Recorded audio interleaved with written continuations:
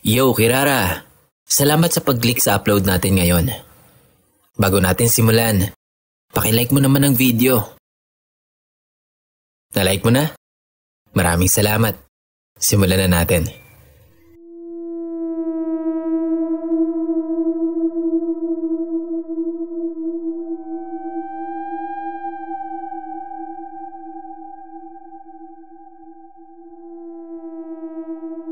Tawagin niyo na lang po akong Noel, Tubong, Batangas.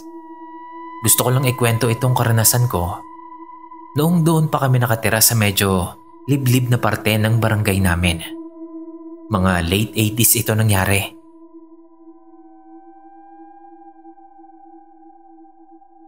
Katorse anyos pa lang ako nung matuto kong uminom ng alak dahil na rin sa impluensya ng mga kaibigan.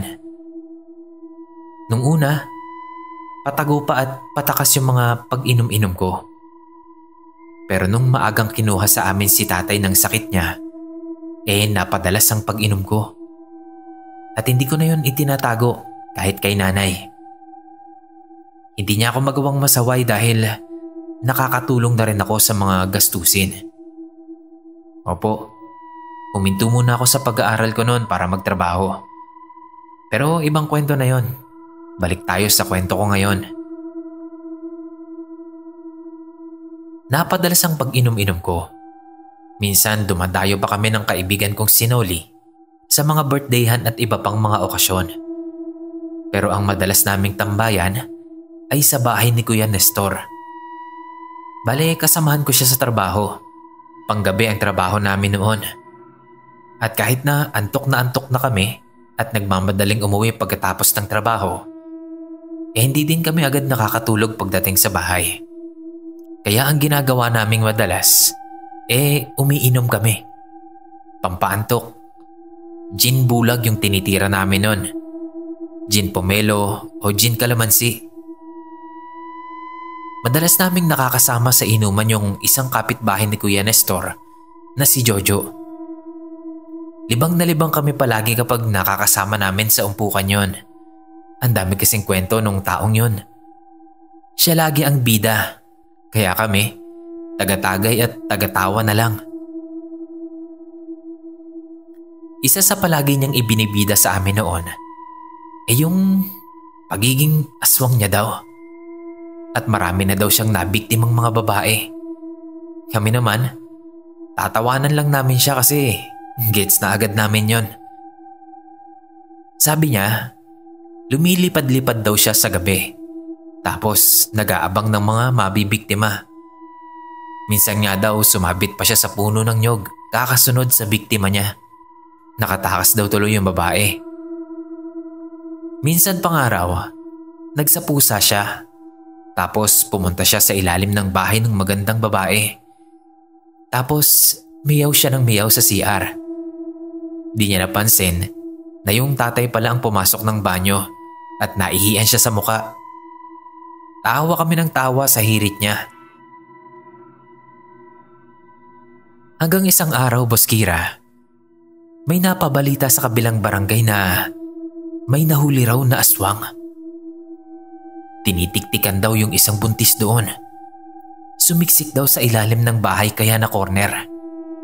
Kaya ayun, bugbog sarado.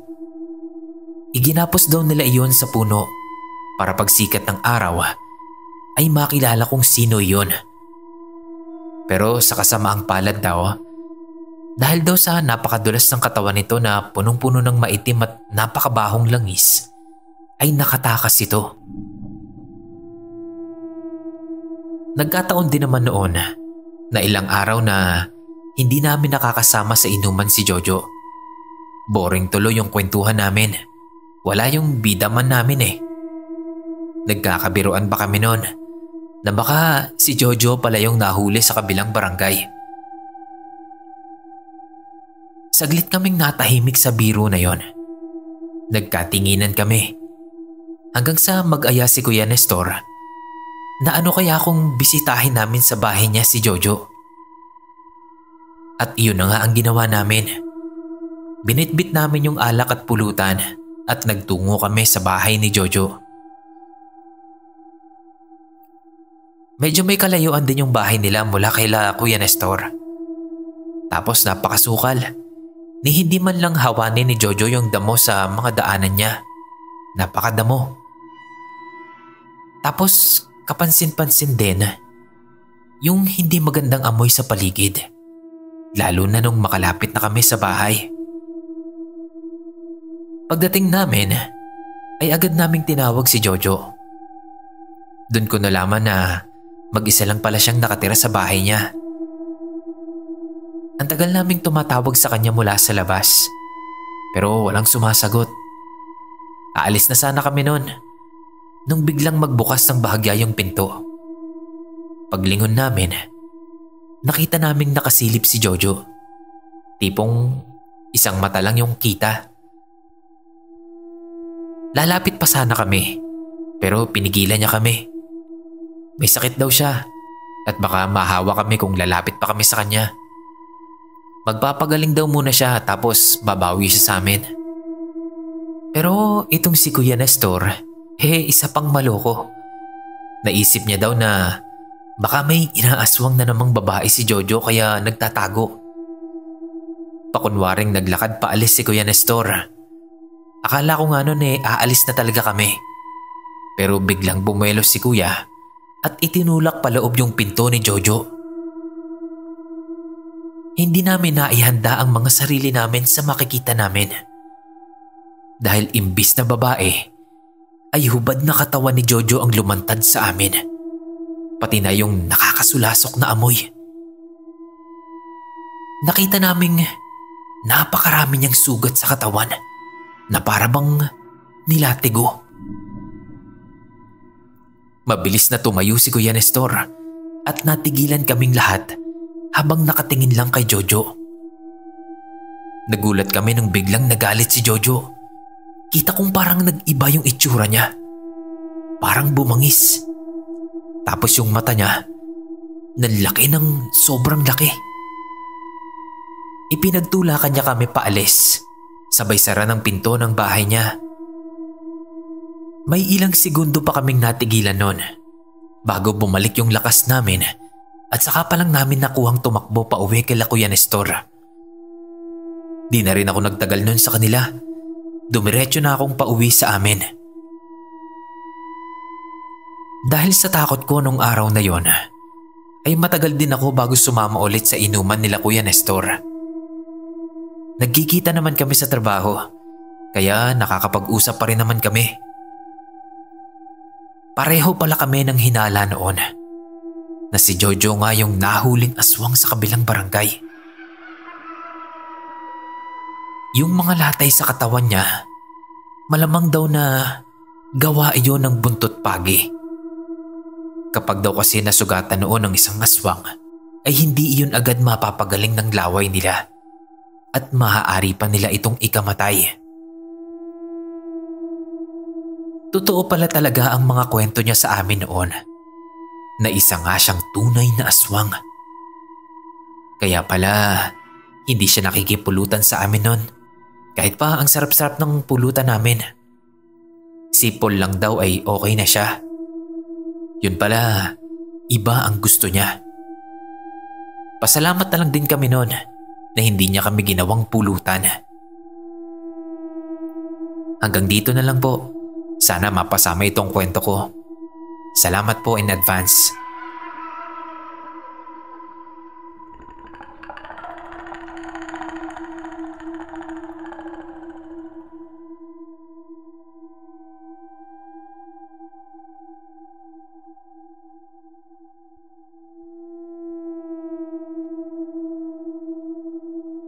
Hello Sir Kira. Dati na din po akong nakapag-send ng kwento sa inyo. Medyo matagal-tagal na din po yun. Kaya heto, at meron akong gustong ibahagi ulit sa inyo. Ako po ulit ito, si Dada. Maikli lang po pala itong kwento ko. Kaya sana, maisama niyo pa rin po sa narrations ninyo. Nangyari po ito doon sa huli kong pinasukan na trabaho. Sales lady po ako doon sa mall na yon. Sa department store ako at naka-assign sa isang sikat na tindahan ng mga laruan. At ang katabing stall naman namin ay mga damit naman na panlalaki.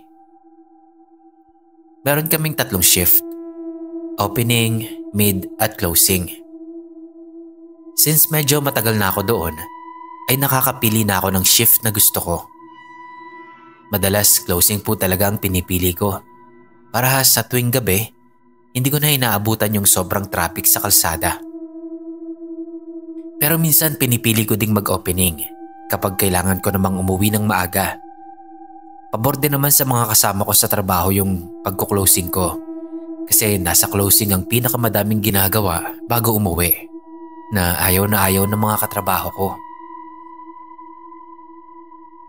Usual closing routine ko, 1 hour before mag-closing ang store, nag-aayos na ako ng mga display at nagbabalik na ako ng mga stock na nailabas mula sa stock room.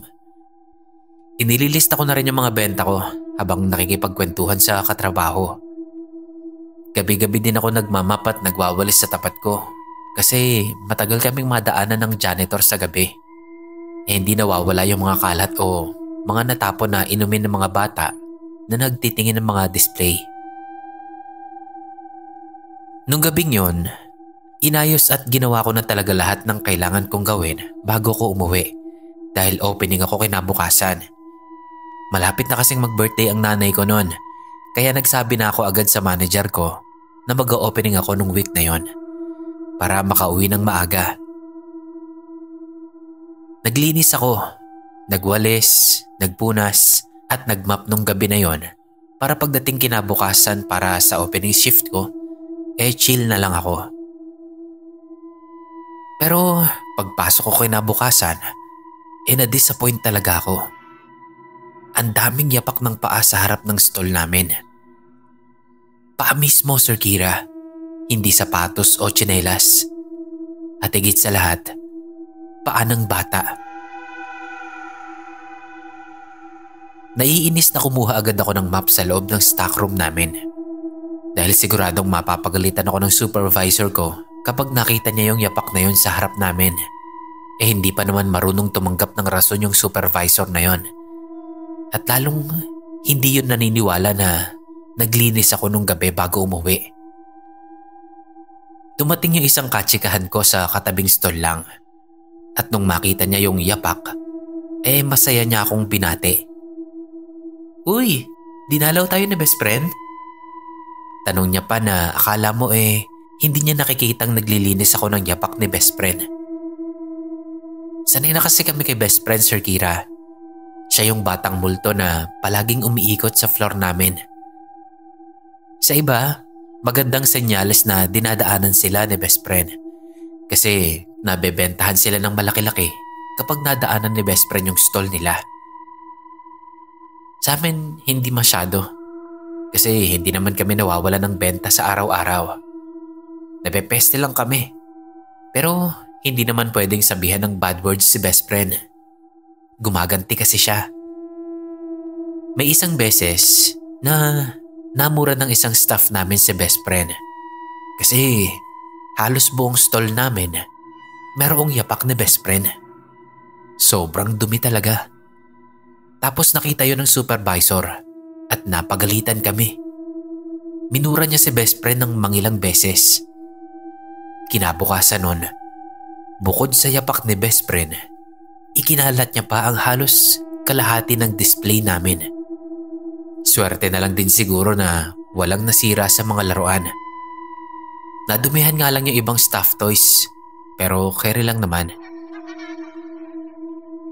May ilang araw ding nagtagal yung pagkakalat na yun ni best friend. At ilang araw din kaming pinapagalitan ni supervisor. Kaya mula nun, talagang pigil na pigil kaming magbitiw ng salita. Kasi alam na namin ang mangyayari. Hanggang dito na lang, Sir Kira. Pasensya na po, hindi masyadong nakakatakot yung kwento ko. Pero totoo po talaga yan. After a year nga pala, Sir Kira, nag-resign na din ako dahil nakahanap na ako ng ibang opportunity. Meron pa po akong ikukwento, pero sa susunod na po ulit. More stories po. Salamat.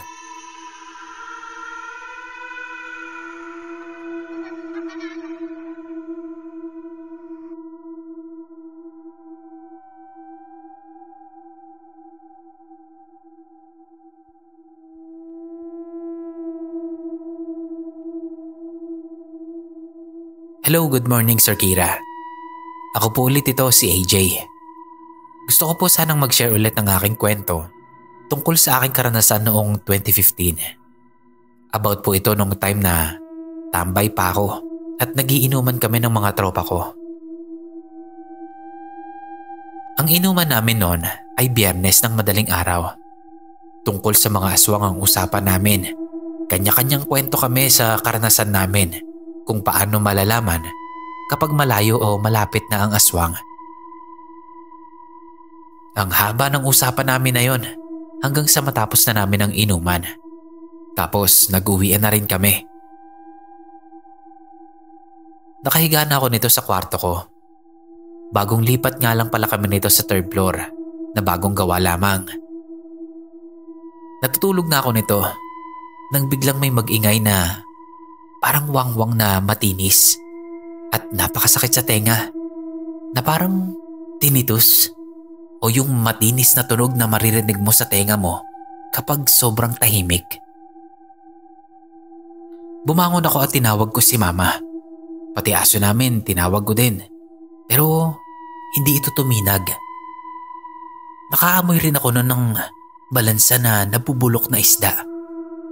At may ingay na nanggagaling sa likod ng bintana sa CR namin at sa lababo malapit sa bintana rin sa ulunan namin. Hanggang sa nakatulog na lang din ako sa kalasingan.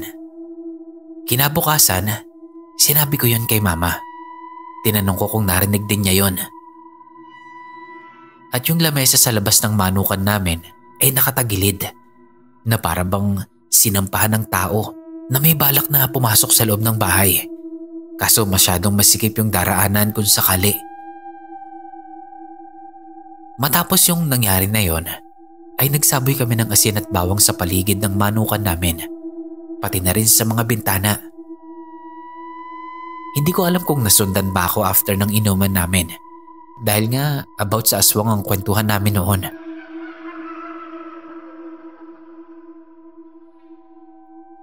Ito lamang ulit Sir Kira. Share ulit ako next time. Salamat and more stories and more power sa Nginig Stories.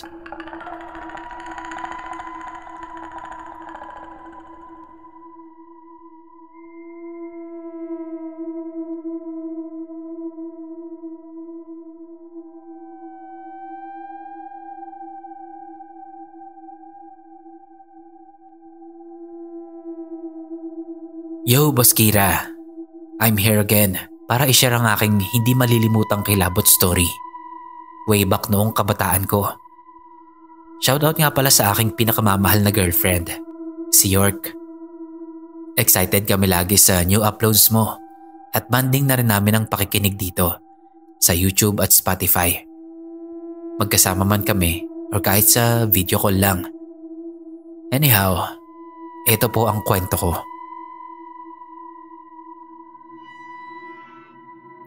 Hindi ko makakalimutan yon. June 2008. Sa Holy Trinity Memorial Chapel sa Sukat. Malapit sa Manila Memorial Park. Doon kasi ibinurol ang lolo ko sa father side. Isang araw, magkakasama kaming magpipinsan at naisipan naming maglaro ng tagu-taguan. Napagdesisyonan namin na sa 2nd floor maglaro. Sabay-sabay kaming tumungo sa ramp stairs para doon dumaan. Pero nung nandoon na kami, pinili namin ang isa kong pinsan na mag-elevator na lang dahil nakakapagod maglakad pababa. Yung ibang mga pinsan ko, tumuloy pa rin sa hagdan pababa. Kami ng kasama ko, naghihintay na bumukas yung elevator. Pagbukas, wala namang nakasakay, kaya maluwag at nakapasok kami agad. Galing kaming 4th floor at pababa ng 2nd floor. Pagbukas ng elevator sa 3rd floor, kinilabutan kami sa aming nakita. May bakal na stretcher na may balot na black leather. Tulak-tulak ng isang staff sa morgue doon paakyat. Bukod sa natatakot ako, nagtataka ako kung bakit sumabay sa amin paakyat yung staff ng morgue na mayroong hawak na stretcher Ganong nasa ground floor naman yung morgue. Di ko na inisip yun kung bakit, dahil focus ako noon na makababa kami sa second floor. So fast forward. So naglaro kami. Dumating yung time na naging taya na ako. Nagtakip na ako ng mga mata at nagbilang. Nung natapos na ang aking pagbibilang, isa-isa kong sinuyod ang iba't ibang bakanteng kwarto o burulan sa floor na yon, kung saan sila nagtatago. Same floor kung saan ako nagtakip ng aking mga mata at nagbilang. May isa akong bakanteng kwarto na pinasok kung saan doon pala sila nagtatago lahat. Madilim ang loob dahil hindi naman sobrang liwanag ang hallway. Naglalakad ako, dahan-dahan, at sinisipat ang paligid kung nasaan sila. Sa aking pagpunta sa harap, doon nanindig ang balahibo ko. Nakaramdam ako ng matinding takot. May bigla akong nakitang maliwanag sa gitna na parang white lady. Nakaupo sa bakal na patungan ng kabaong na parang nakaposing pa. Walang kabaong sa gitna dahil bakante yun. Dahil doon, di ko na nagawang hanapin pa sila. Bigla na akong sumigaw sa sobrang takot ko at lumabas na ako doon sa kwarto na yon. Kumaripas ako ng takbo pabalik sa kwarto kung saan nakaburol ang lolo ko. Mabilis ang naging takbo ko sa tahimik na hallway na yon. Mabilis rin akong umakyat ng hagdan at kumanan pabalik sa kwarto ng burulan ng lolo. Nagsisisigaw ako noon papunta sa lola ko. Fast forward ulit. Tinanong ng mga pinsan ko kung bakit bigla na lang daw akong sumigaw at tumakbo palabas ng pinagtataguan nila. Doon nga ay nalaman nila yung nakita ko. Puting liwanag, parang white lady, nakaupo sa patungan ng kabaong. Yun ang sabi ko sa kanila. At nakakapagtaka kasi wala naman daw silang nakita. Doon ko din na-discover na yun yung unang beses na bumukas ang third eye ko. Hindi ko makakalimutan yung nakakatakot na experience ko na yon dahil sa mismong burol pa ng lolo ko yun nangyari. Bukod sa stretcher sa elevator scene, dumagdag pa yung white lady sa isang madilim na kwarto burulan. Yun lang at sana'y nagustuhan nyo ang aking childhood kilabot story. Pinapasabi pala ni York, may isisend na ulit siyang story soon. Busy lang talaga siya. Thank you and we'll send another story.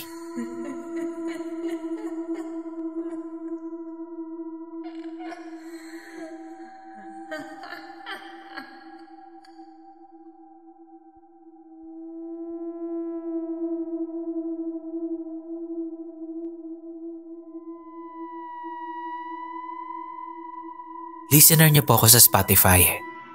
Ako po si Neng. I-share ko lang po sa inyo ang experience namin ng kaibigan ko. Nagbabakasyon po kami noon sa sagada ng kaibigan kong babae din. Isinadya namin na weekdays kami pumunta para hindi masyadong matao. Pero medyo nagsisi kami kasi malungkot din pala pag walang masyadong tao, no? Habang naglalakad kami, may nadaanan kaming simple na bar sa gilid ng daan. Pumasok kami doon at maya-maya may isang foreigner na nakisabay sa amin sa pag-inom. Babae siya at solo traveler. Meron ding couple na foreigners na nakipagkwentuhan saglit. At sa may bandang labas ay may mga locals. Tour guide sila na nagigitara. Kaya kahit papano, nasiyahan kami. Mga around 9:30, nag-abiso yung owner ng bar na magsasara sila ng 10 p.m. Yung bar pala nila ay 6 p.m. to 10 p.m. lang. Sabi namin, ang aga naman po. Pwede ba kayo mag-extend? Madami naman kaming umiinom. Pero until 10 lang daw po talaga sila.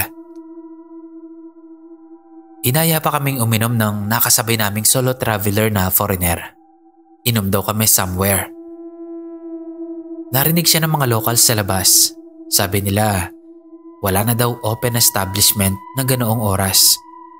Kaya inimbitahan nila kami na ituloy ang pag-inom sa bahay ng isa nilang kasama.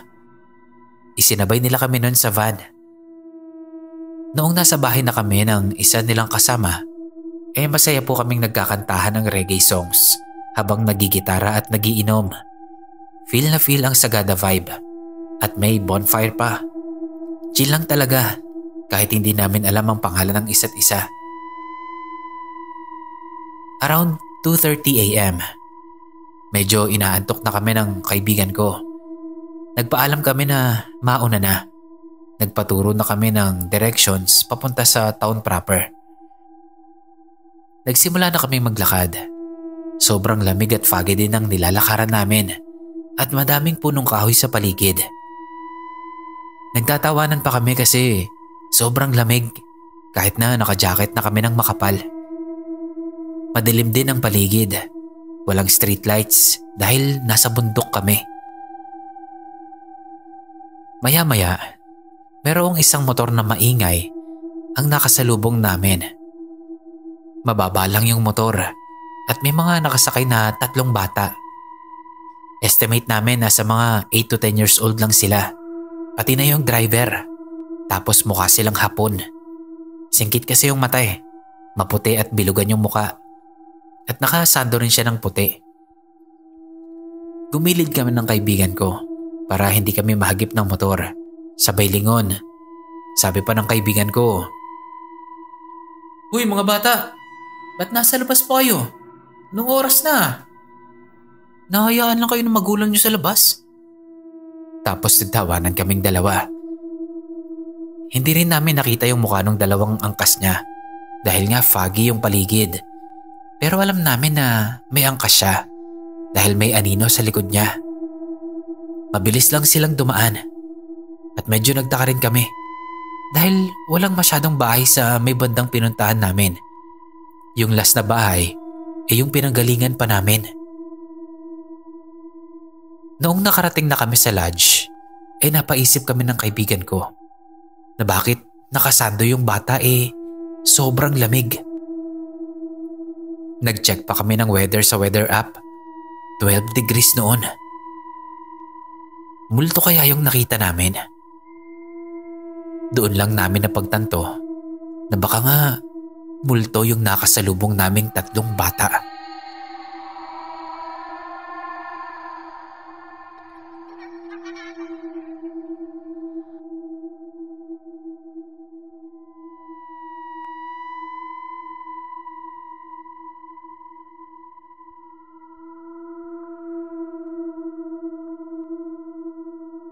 Tawagin niyo na lang po ako sa pangalang Jade. Listener niyo po ako mula sa Spotify. Meron po kong gustong i-share sa inyo. Maikli lang po ito pero sana makasama sa mga may upload ninyo. 6 months ago, kinasal po kami ng asawa ko.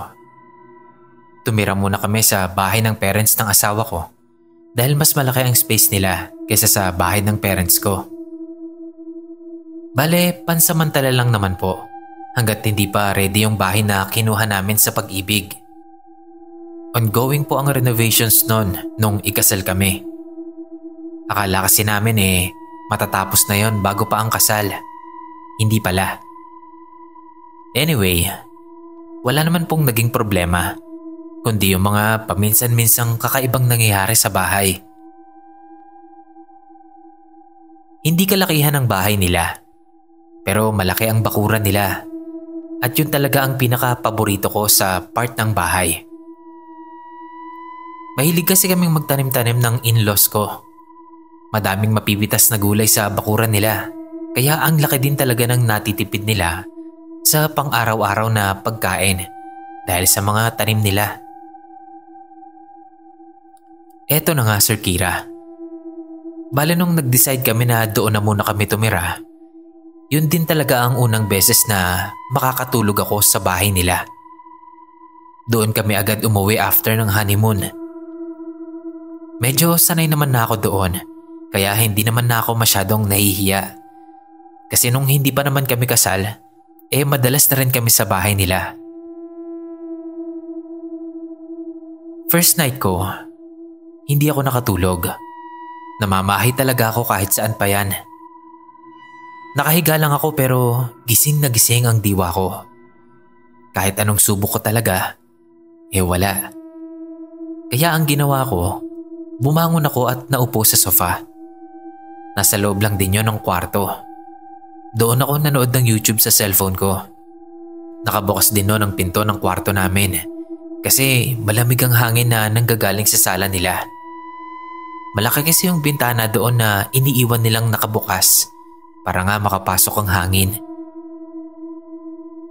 So ayun, nanonood lang ako. Unti-unti, nasasanay na yung mata ko sa dilim.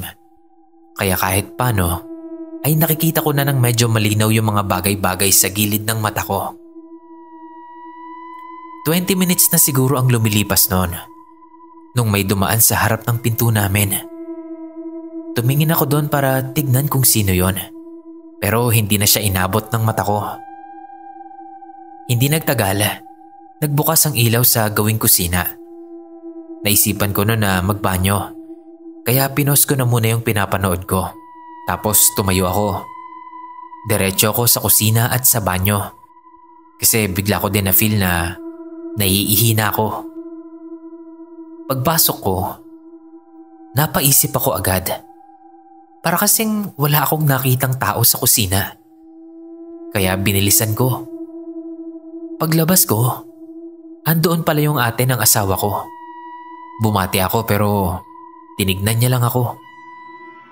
Since wala naman siyang sinabi at hindi niya ako pinansin, dumiretso na ako sa kwarto namin. Wala naman akong naisip na kakaiba nung hindi niya ako pinansin. Kasi naisip ko na baka nga naalimpungatan lang siya. Pag upo ko sa sofa, tinignan ko agad kung anong oras na. 2:00 na pala nun. Humiga na lang ulit ako at sumubok na makatulog. Hindi pa din ako nakatulog agad. Siguro mga 4 AM na nung makatulog ako. Kinabukasan, kahit puyat, ay maaga pa rin akong nagising. Gawa ng marami kaming gagawin ng asawa ko. Nasa kusina kami noon at nag-uumagahan.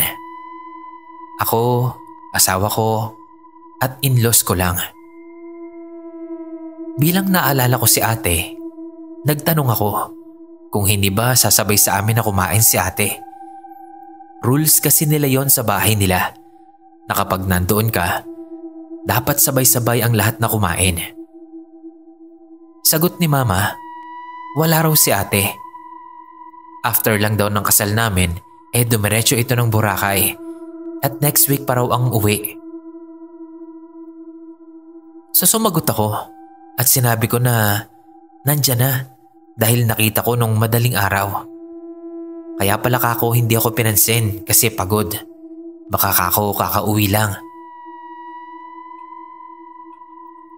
Nagtuloy lang ako sa pagkain noon nung tignan ako ng asawa ko. Kaya nilingon ko din siya ng may pagtataka. Tapos sabi niya, "Oh, parang malabo yan, mahal. Kaka-video ko lang namin kanina eh. Nasa Boracay pa talaga siya." Tinignan ko siya. Tinignan ko kung seryoso ba siya. At talagang seryoso nga siya. Kumatok sa lamesa namin si mama niya at nag-sign of the cross na ginaya ko din. Ginapangan talaga ako ng kilabot nun kahit na maagang maaga pa.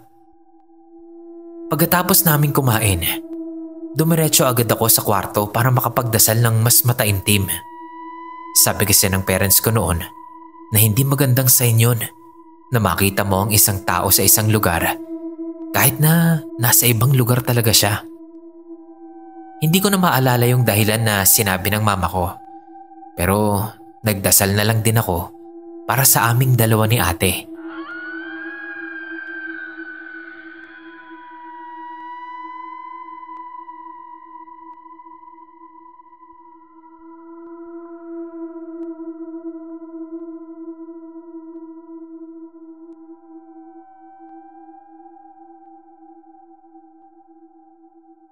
Magandang araw sa iyo, Boss Kira.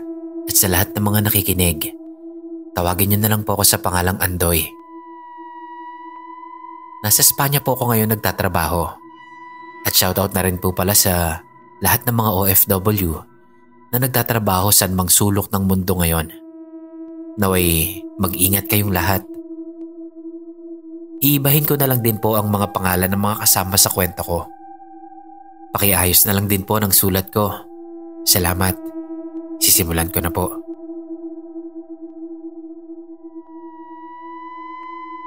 Bago pa man ako nakarating ng Espanya, ay namasukan muna ako sa isang hotel sa bansang Sweden taong 2022. Cleaner po ako doon. Masasabi kong mahirap ang trabaho ko doon, pero kinakaya ko naman. Isang araw noon, Boss Kira, winter noon, habang naglilinis ako sa isang kwarto, ay nakita ko ang isang lalaki na nakasimangot. Tawagin na lang po natin siyang Simon. Si Simon po ay isang nitibo sa bansang iyon at nakatoka rin po siya na maglinis sa mga silid ng hotel. Ang mga sumusunod, Boss Kira, isasalin ko na lang po sa wikang Tagalog sapagkat wikang Swedish po ang gamit namin noong nag-uusap kami. Uy pre, anyari? Bati ko sa kanya. Kapagod na buhay to. Sagot naman niya sa akin. Oh, bakit naman? Sakit pa ng buong katawan ko. At ilang araw na akong walang maayos na tulog. Sabi niya.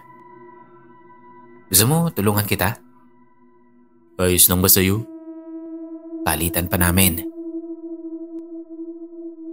At ayun nga, tinulungan ko siya, Boss Kira.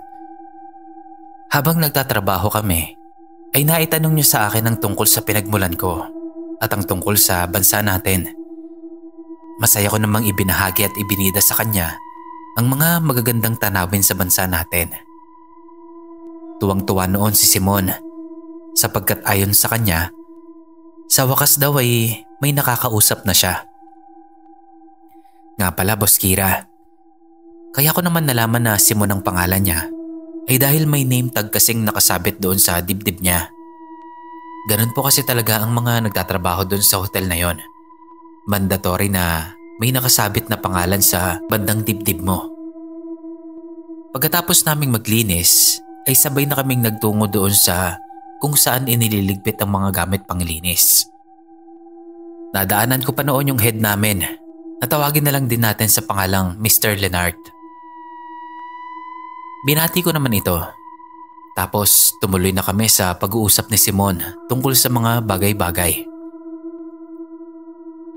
Pagkaligpit namin sa mga gamit, ay nagpaalam si Simon na papasok muna sa CR. At tumango naman ako at sinabing hihintayin ko siya para sabay na kami. Bigla namang pumasok si Mr. Leonard at tinanong ako. Excuse me? Sinong kinakausap mo kanina pa? Tanong niya sa akin. Sir. Si Simon po, sir. Sagot ko naman. Simon? Nakita kong nanlaki ang mga mata niya at kalaunan ay sinamaan ako ng tingin. Sigurado ka ba? Di ka naman nagdodroga, no? Sabi niya sa akin. Bakit ko naman gagawin yun, sir? Natatawang sabi ko pa. Pilit kong sinasabi sa kanya na si Simon nga yung kausap ko. Tapos agad niya akong sinabihan na sumama sa opisina niya. Ayoko pa sana kasi nga, Sir Kira, nagsabi ako kay Simon na hihintayin ko siya. Baka sumama pa ang loob nun. Pero mapilit itong head namin, kaya naman wala na akong nagawa. Pagkarating namin sa opisina niya, tinanong niya ako sa huling pagkakataon kung sigurado daw ba ako sa sinasabi ko. Na agad ko namang sinagot ng oo. Kasi nga, totoo naman talaga. Kumuha siya ng isang litrato mula sa drawer niya at ipinakita niya sa akin na yon. Meron siyang itinurong isang pamilyar na itsura ng lalaki. Siya ba? Siya ba yung nakita mo? Sabi sa akin ni Mr. Linhart. Oo sir, siya nga. Walang duda. Napabuntong hininga si Sir at kalaunan ay nagkwento siya. Meron daw talaga silang empleyado na nagngangalang Simon. 7 taon na ang nakakalipas. Kaya naman niya naitanong kung nagdodroga raw ako. Kasi 7 taon na raw mula nung namatay si Simon sa pamamagitan ng pagpapatiwakal. Stress di umano ito sa pamilya at sa pinansyal, kaya naisipang wakasan na ang sariling buhay. Sir Kira, patay na pala ang nakausap ko noong mga sandaling naglilinis ako. Sabi ko kay Sir Linhart na hindi naman siya mukhang patay. As in, para siyang normal na tao lang kung titignan. Wala kang makikitang bakas o palatandaan na ito ay kaluluwa na lang. Sabi niya, maswerte raw ako kasi hindi raw ako tinakot ni Simon. Sa iba kasing nagtatrabaho doon, tinatakot sila ni Simon. At minsan pa nga nagpapakita ito sa kanila sa nakakatakot na anyo. Hindi ko naman maintindihan ang mararamdaman ko nung mga sandaling yon. Takot ba, hilakbot o awa?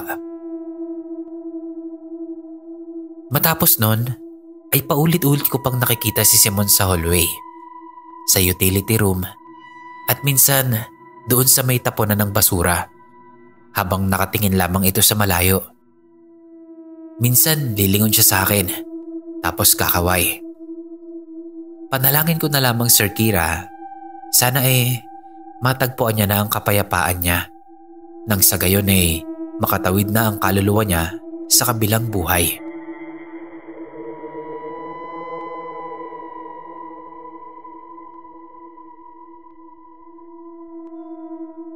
Ito namang susunod na kwento ko, Sir Kira, ay noong nagtatrabaho ko bilang isang helper sa isang delivery company, doon pa rin sa Sweden. Dito sa kwentong ito, kasama ko ang isang British na siya namang nagmamaneho ng sasakyan, lula ng mga item na iahatid namin sa mga nag-order. Para siyang Shopee o Lazada sa atin. Sa fast forward, nasa daan na kami noon. Binabaybay ang kahabaan ng kalsada para ihatid ang isang package. Nagtaka ko sa driver kung pangalanan na lang nating Elton. Nagtanong siya sa akin kung nakikita ko rin ba yung nakikita niya.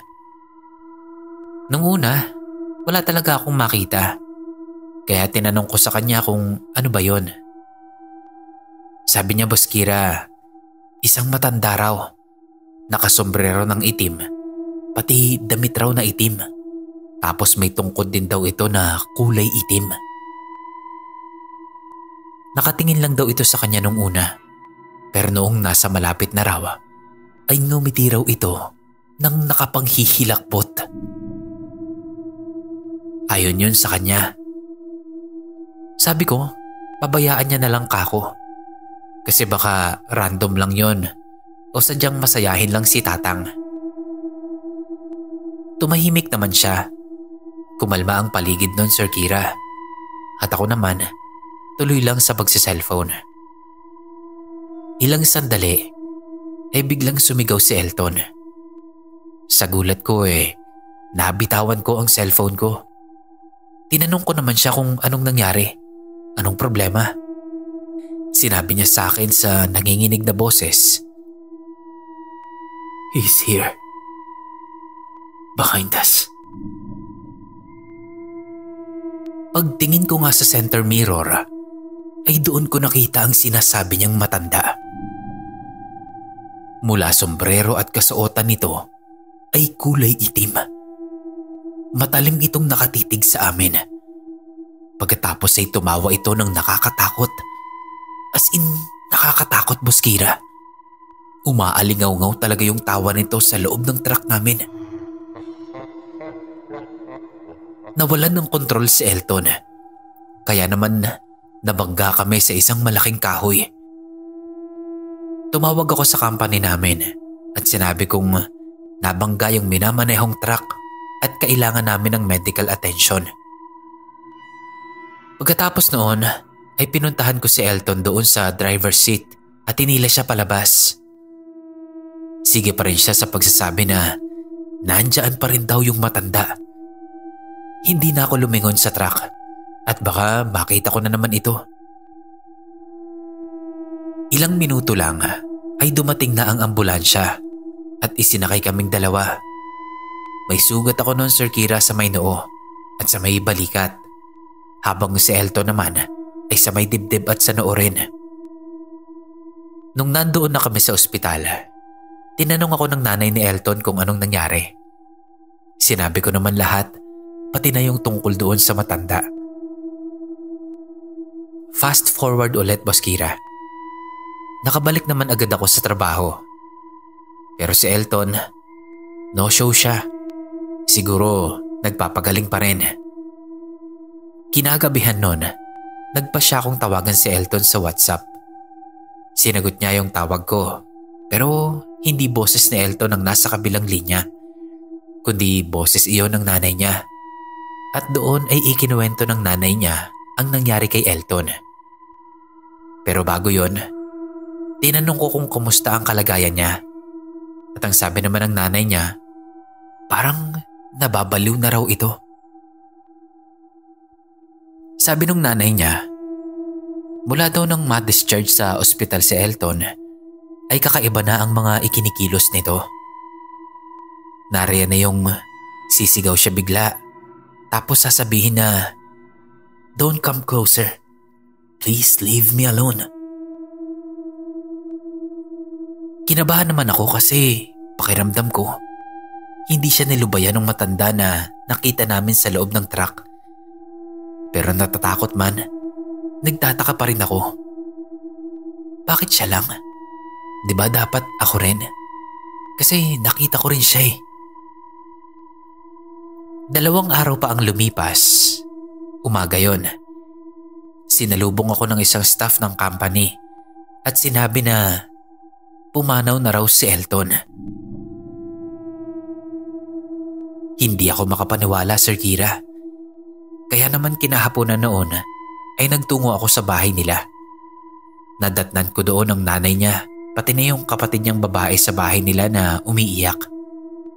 Doon ay ikinuwento ng nanay ni Elton ang nakita niya. Umaga daw yun.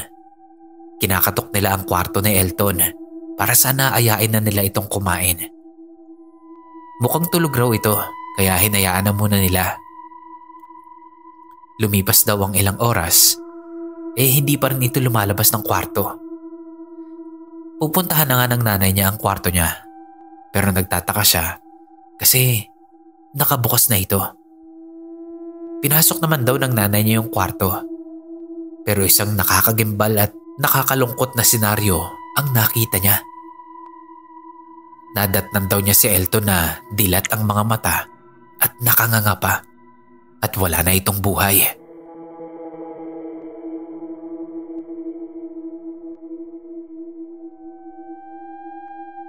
Nagluksa ang buong pamilya at ako naman ay nakiramay din.